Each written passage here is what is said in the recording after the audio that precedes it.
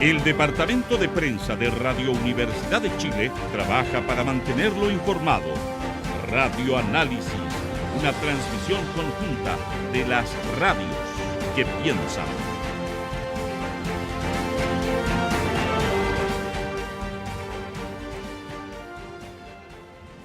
Nueve con 38 minutos. Continuamos entonces con esta primera edición de Radio Análisis y saludamos a esta hora de la mañana al economista Andrés Solimano. Andrés, ¿cómo le va? Muy buenos días, gracias por estar con nosotros.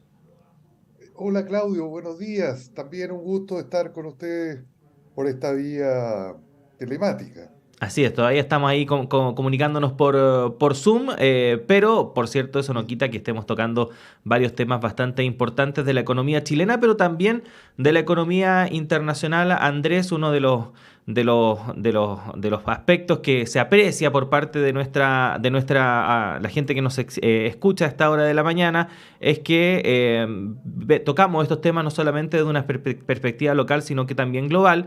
Y en ese sentido, hoy vamos a hablar respecto de una serie de reuniones que se conocen como las reuniones de primavera, que se hacen habitualmente, primavera por el hemisferio norte de nuestro planeta, en la cual participan representantes del Banco Mundial, del Grupo Banco Mundial, del Fondo Monetario Internacional, y donde se tocan varios temas muy, pero muy trascendentes.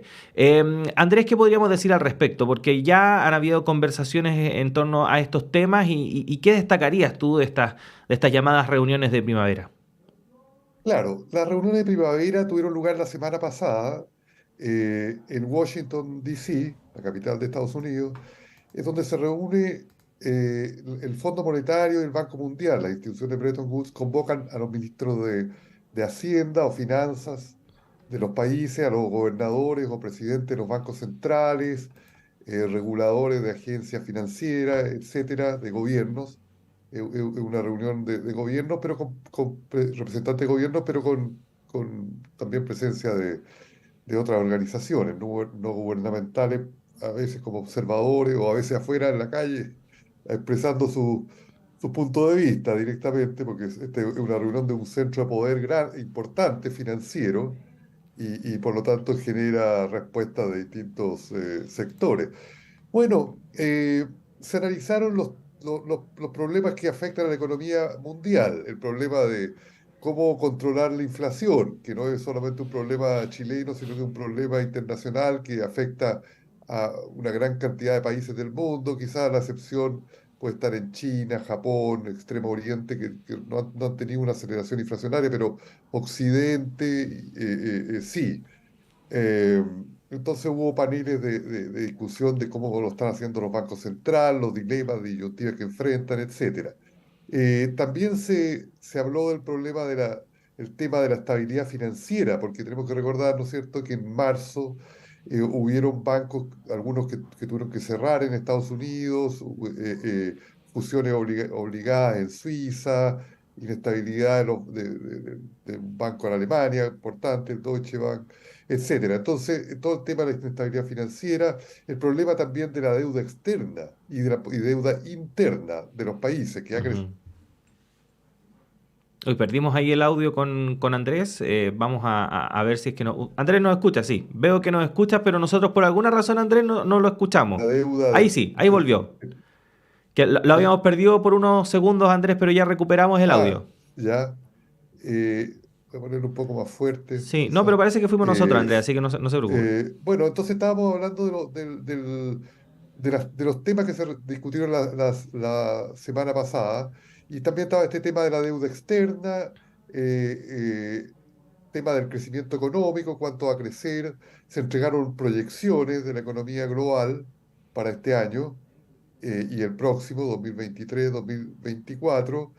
Eh, Así es que se va el presidente del Banco Mundial, David Malpass, termina su periodo un poco adelantado, eh, y así, Ujú. distintos temas que tienen relevancia internacional.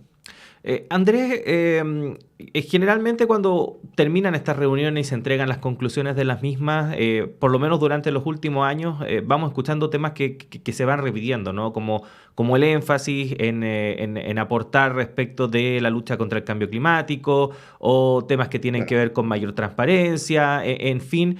Pero eso a la larga se traduce en acciones concretas. ¿Cómo ir poder cotejando que lo que finalmente se va hablando en estas reuniones finalmente se va plasmando en la realidad? Sí, efectivamente, esa es una pregunta importante la que usted hace, Claudio.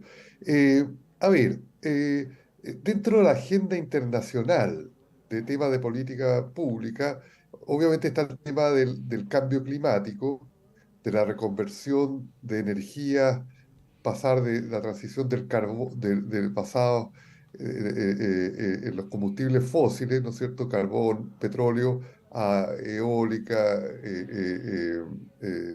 energía basada en biomasa, viento, etcétera. El tema de la desigualdad al interior de los países y la desigualdad entre países del mundo.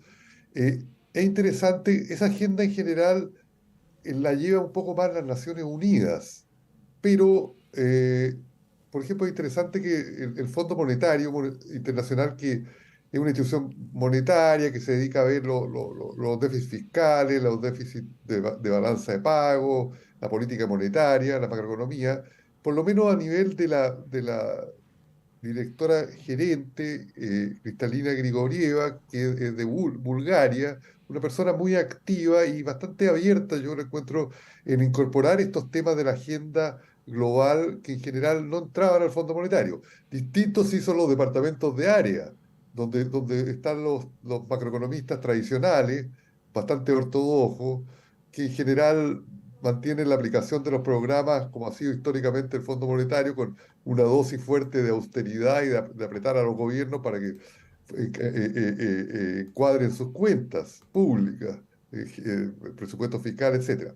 También está el Banco Mundial, que tiene una agenda y que se piensa ahora, después del término periodo de Malapas, que fue nombrado por Trump, que lo quieren reenfocar un poco más al tema del cambio climático y estas temáticas, bueno, desigualdad de Estado, pero ponerle más énfasis, sobre todo el tema del cambio climático.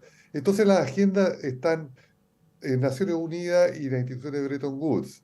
Originalmente estas instituciones de Bretton Woods eran y son parte del sistema global de Naciones Unidas, aunque con una autonomía de gobernabilidad propia.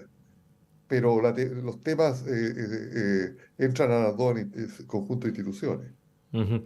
Andrés, bueno, Pero, Sí. claro, el avance depende de los gobiernos, ¿ah? El Ujú. avance depende de los gobiernos, los consensos políticos que se logren y de la voluntad de hacer cambios, Ujú. de evitar el calentamiento global, etcétera. Y estas entidades, el FMI, el Grupo del Banco Mundial, ¿pueden ejercer algún tipo de presión, por ejemplo, a los gobiernos para que vayan cumpliendo con estas agendas? Cla- Claro, claro. Sí, porque tienen lo que se llama la condicionalidad, que cuando le prestan plata a un país, le exigen ciertas condiciones a Ujú. cambio, ¿no es cierto? Y es más dura y menos dura, el Fondo Monetario es más estricto, exigente, duro, entonces ata los desembolsos con que se cumplan ciertas medidas, Banco Mundial un poquito más flexible, pero efectivamente se pueden poner una condicionalidad medioambiental y una condicionalidad de contribuir al problema del cambio climático, digamos, con la adopción de tecnologías limpias y la no aprobación, por ejemplo, de proyectos que deterioran el medio ambiente, que contaminan, que desplazan poblaciones locales, que consumen mucha agua. Muchas de las cosas que hemos visto en Chile en las últimas décadas y en el presente, ¿no es cierto? Eh, eh, Podrían ser sujetos de condicionalidad, ¿no es cierto? Eh, Efectivamente pueden hacer a través de esa vía una condicionalidad. eh, También hay otro movimiento que es menos conocido que pide que haya una condicionalidad de derechos humanos en los préstamos, en el sentido de que no se le preste a países que tienen un récord, por ejemplo, de violación de derechos Ujú. humanos.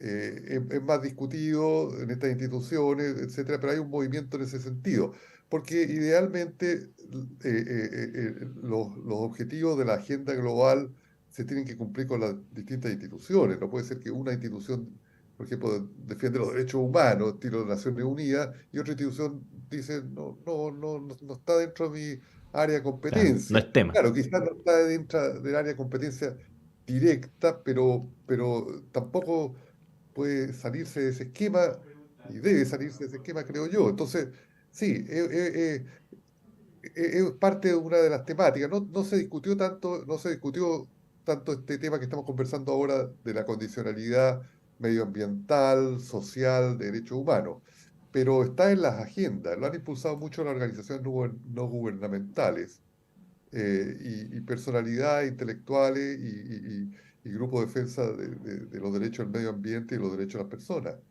Meter un poco eso directamente en la agenda de las instituciones financieras internacionales. Ujú. Andrés, bueno, para también alcanzar a conversar un poco de este otro tema, porque lo hemos hablado ya en reiteradas ocasiones en este espacio, pero bueno, se cumplió el plazo, ¿no? Se cumplió la fecha, el año para que nuevamente se pusieran en tabla proyectos que apuntan a retirar fondos de las AFP. Al parecer, este año, o por lo menos con estas propuestas, no habría mucho consenso que permitan, por ejemplo, que pase la valla de la Cámara de Diputados y Diputadas, pero nuevamente el tema se instala y además en un contexto en el cual también se está dialogando, conversando en torno a una eventual reforma de pensiones. ¿Qué podríamos decir al respecto, Andrés?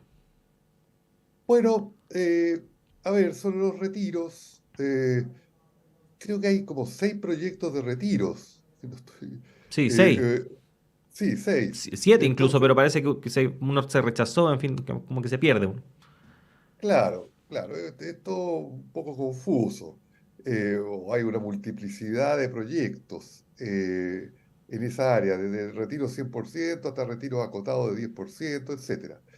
A ver, yo creo que las condiciones del país cambiaron respecto a lo que estaba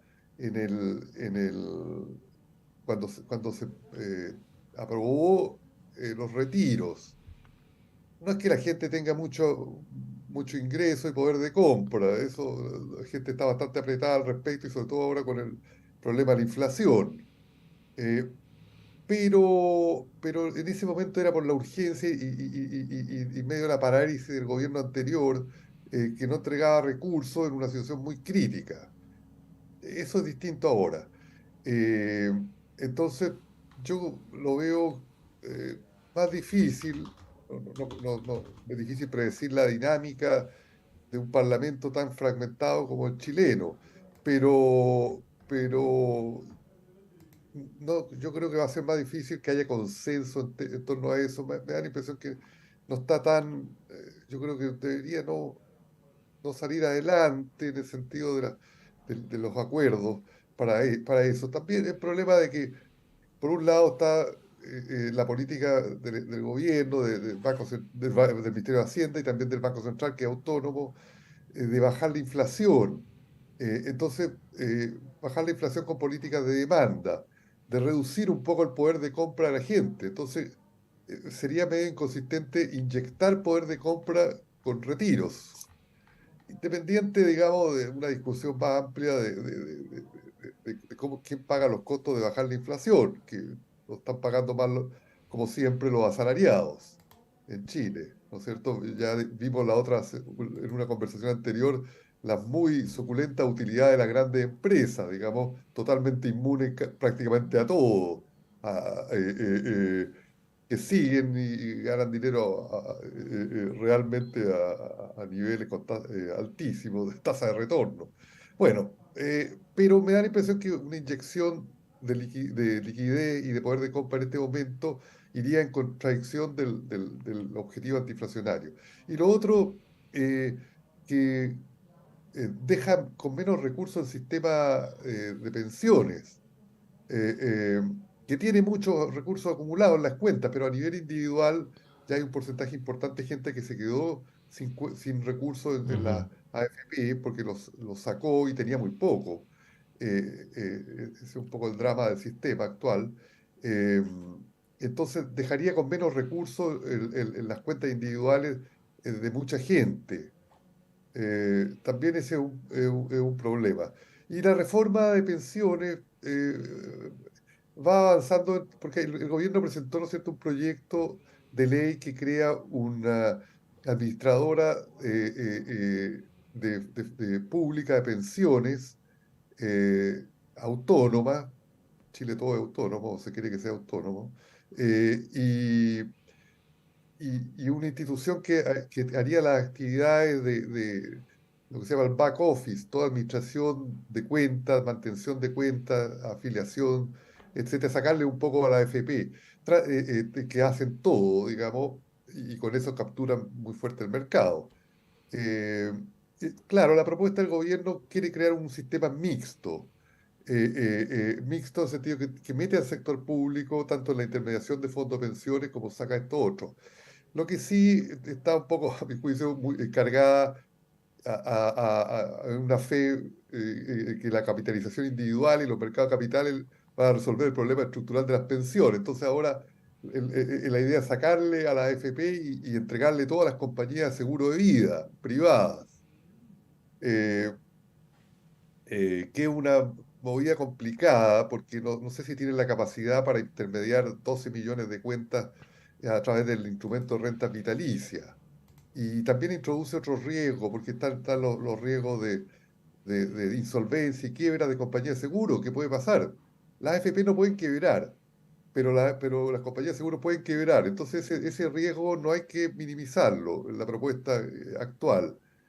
Bueno, pero todo está en proceso de discusión de mesas técnicas y después de los parlamentarios, de los diputados y después y de los senadores.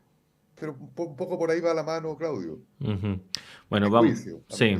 Bueno, vamos a ver qué va a pasar, Andrés, con este debate. Por supuesto, vamos a continuar este tema en futuras sesiones. Por ahora, agradecerle la disposición que siempre tiene para conversar con nosotros y con nuestros auditores y auditoras. Andrés, un abrazo grande a la distancia y que esté muy bien. Ya, un abrazo, Claudio, que un gusto, que esté muy bien. Saludos a la radio. Muchas gracias. Y nosotros también nos despedimos, son exactamente las 9 de la mañana con 54 minutos. Siga junto a nosotros porque en breve llega Antonella Esteves y Semáforo, acá a la 102.5 FM, también en todas las plataformas de Radio Universidad de Chile, pero también acompañe la programación de la red de radios que piensan y el canal de televisión UChile TV. Gracias a todo el equipo de la radio, nos reencontramos mañana jueves acá en la primera edición de Radio Análisis, pero un ratito más a las 13 horas en la segunda edición junto a Diana Porras. Que estén muy bien.